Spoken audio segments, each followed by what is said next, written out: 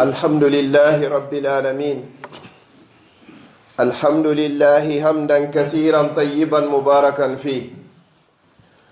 وأشهد أن لا إله إلا الله وحده لا شريك له، وأشهد أن محمدا عبده ورسوله وصفيه من خلقه وحبيبه، بلغ الرسالة وأدى الأمانة ونصح الأمة،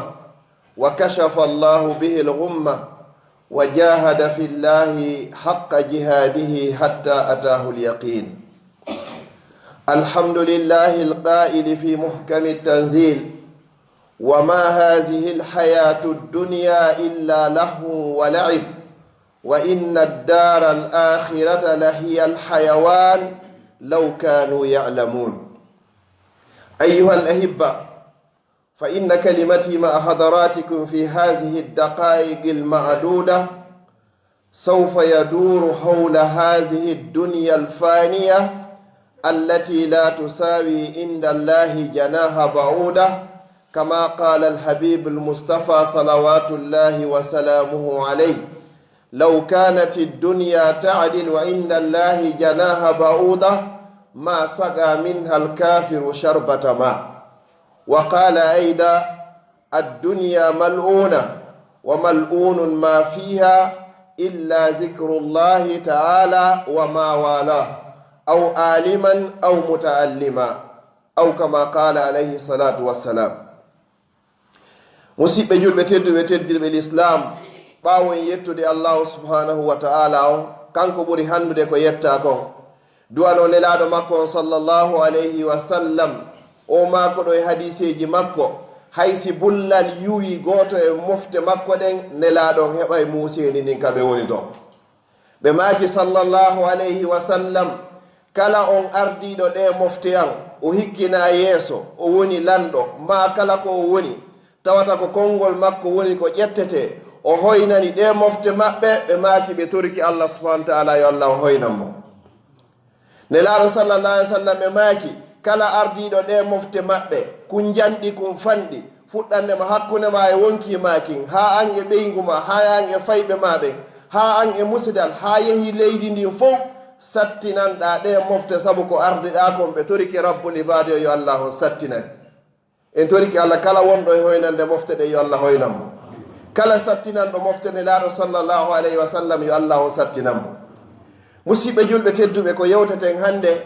ko fi nde hunde nde tawata ko tagirano ɗen kon fimum hakkille ko ɓuri ɗuɗude e meɗen iwi e nden hunde ɗon yehi ko tawata kon ko lannay ɗum, ko tawata mara valeur hay hunde ka allah.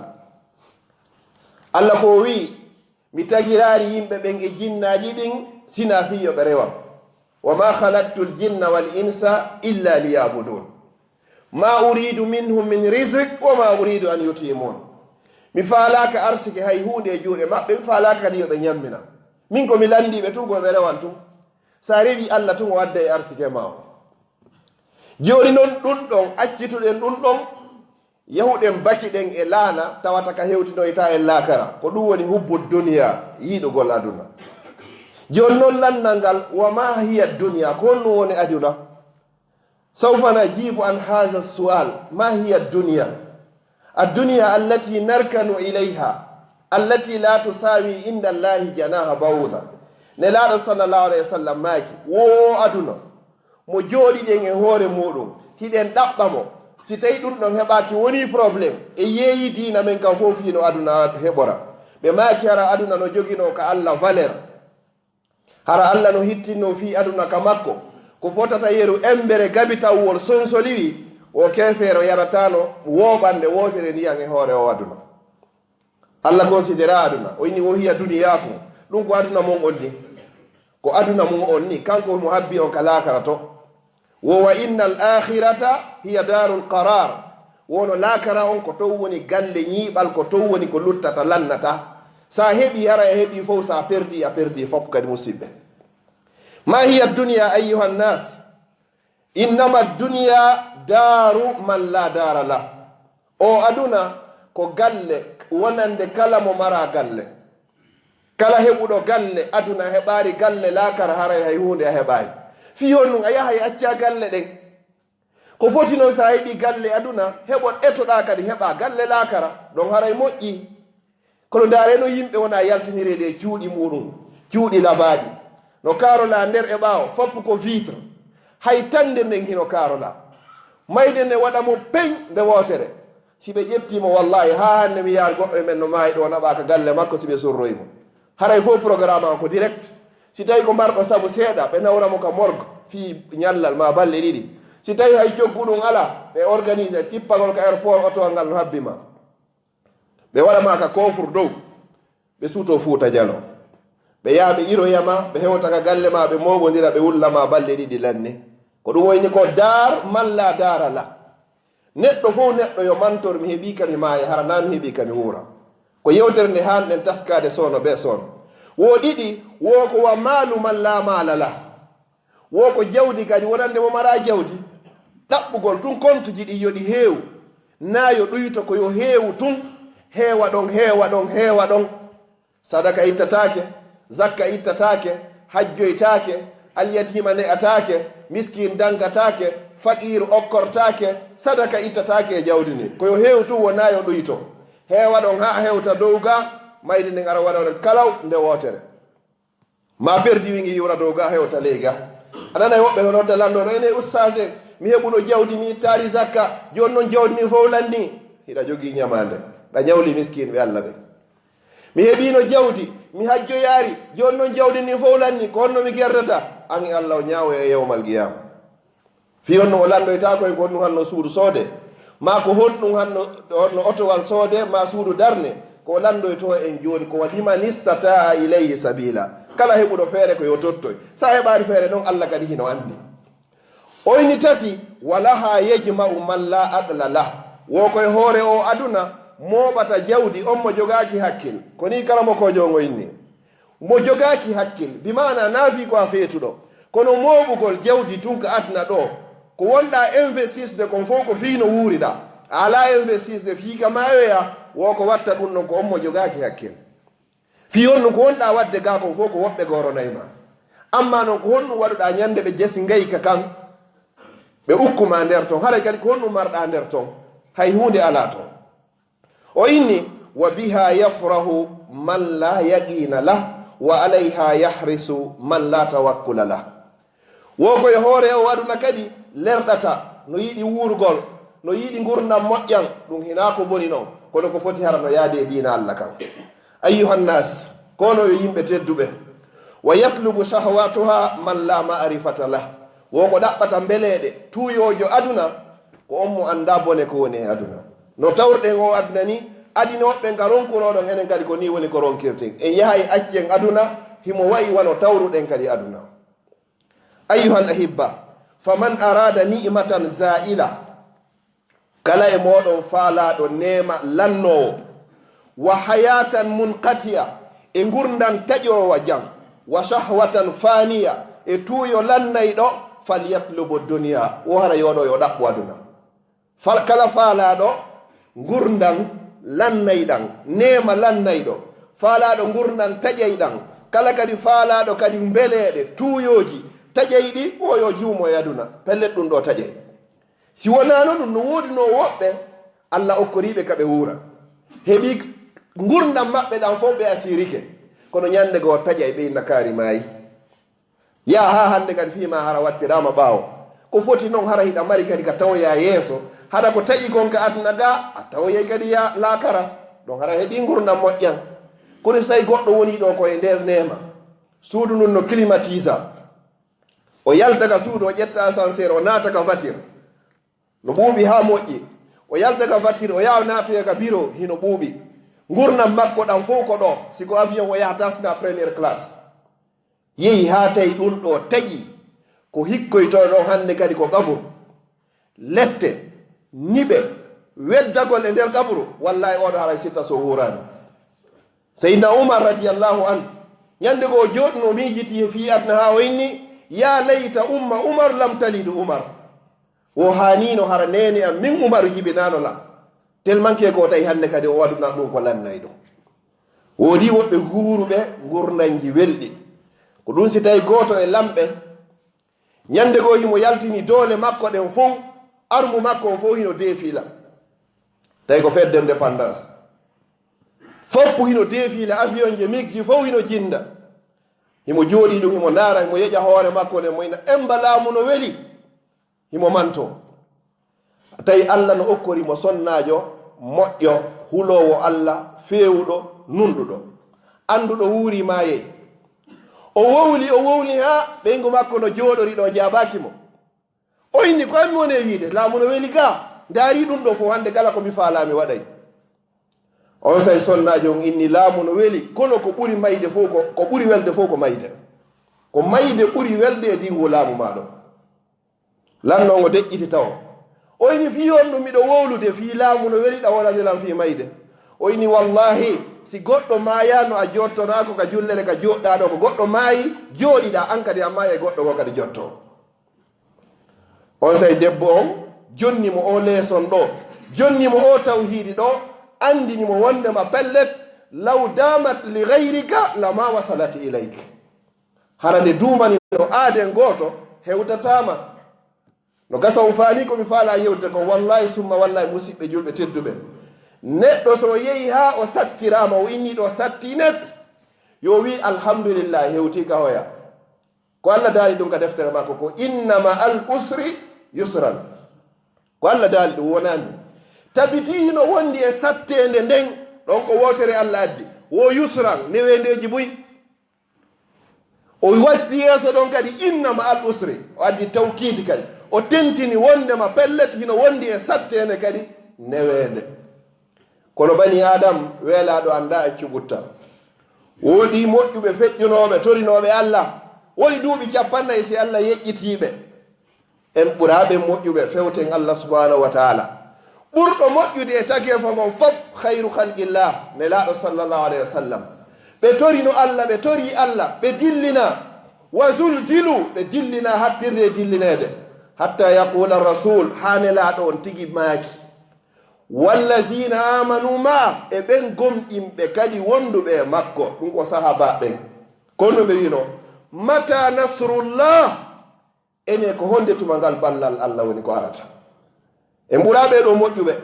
la tastajilu tota on heño towde e allah fewton allah toroɗon allah wallahi subhanahu wa taala on ko ittanayɗo tooña ɗon o fittanaymo gonɗi walaw bada heen musiɓe julɓe tedduɓe o aduna mo yiwɗen woɓɓe heɓino laamuji goɗɗo ko heɓata laamu ko ha sifa laamu numrose goɗɗo ko heɓata laamu ko ha sifa laamu firauna goɗɗo ko heɓata bewre ko ha sifa ko abou jahal en bewno abou jahal o mo yiyoton ko kefeero geddo allah keferankaku makko ngun abou jahal ko bappanelaɗo sallah alih w sallam kono keferankaku makko ngun karamokoɓen inni hino hulɓini hino mawni ɓuri keferankaku firaun alayhi lanatullah kuddi allah woni e makko ɓay yehi ha hewtika o halko o tawi pelleto mayay woni ko wiwno amantu billazi amanat bihi banu israil min nde mi gomɗini on mo bani israil en gomɗi mi taw hewti nokku go feƴƴotako ɗo wa ana min almuslimin min kam mi tawama e julɓe ɓe mi jebbilike kono allah jaɓanano wayni al ana ko joni noon amma o wiyeteɗo abou jahali ɓay yahi ha hewti gaswatu badre kefeere on o soppama o piitide o andi pellet ɗo ko maayowo ko on ɗum wasino konnguɗi ɗiɗi o wini ko adi kon tawa yehe yetanoyo ɗon lam mouhammad ana kafirum bihi hayyan wa mayitan mi wuuri mi maayi miɗo salimo few mi faalakamo few ndaare ɓeɗo yo serti ka sertari serti oɗayni min mi gonɗini firauna le malgré ɗum ɗo fof o wonno duuɓi temennayyi ka laamu okkimo ko hokkari abou jahal ɗiɗa ɓunnu go ɗum abou jahal wino o wini an warowo lan on taƴayɗo lan hoore nden on mi torike ma ƴettu kaafa an kan kaafa an nin abou jahal kan taƴira kan ɗon hoore an nden wata taƴiran kaafa hara ko kaafa l'islam oɗo honto ɓe fof yehino qaruna en fof yehino numrusi en dardinoɗo annabi ibrahim o ini ana ohwi wa umit min kadi mi wurnayi mi waray o yaltino e ɗiɗo ka kaso o wari o ya wacco o ini ay mi wurni oɗo mi wari oɗo sino falno kadi mi warayno oɗo honto ɓen fof woni hande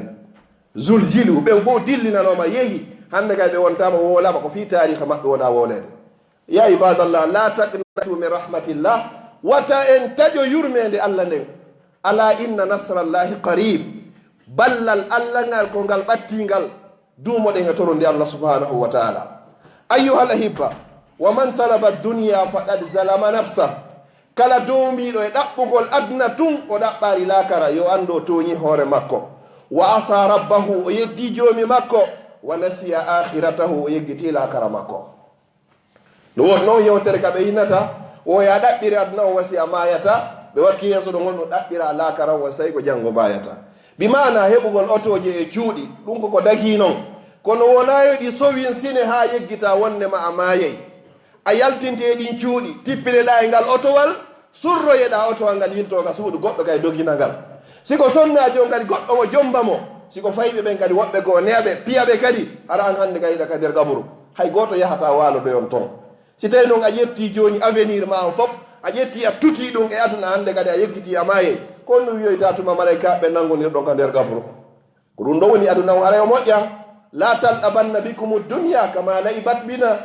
mayɓe ɓen ko ɗum ɓe noddata e ñande ɓe yeeto en kono yo wuuruɓe mi toriki on wata aduna on ɗayniron wata aduna on ɗayniroɓe menen. hande menen kam en woni ga ko daaru amalin la amal ko daaru jaza'in ko galle joddi ko alda e golle. amma enen fewɗo ɗo ka wonɗen ga ko galle golle ko alda en joddi. joni noon adoɗen gol wakkiloɗen gollen ko adi en hewtoyde ka galle tawata ko joddi tun golle ala ton. annabi souleymana alayhi salam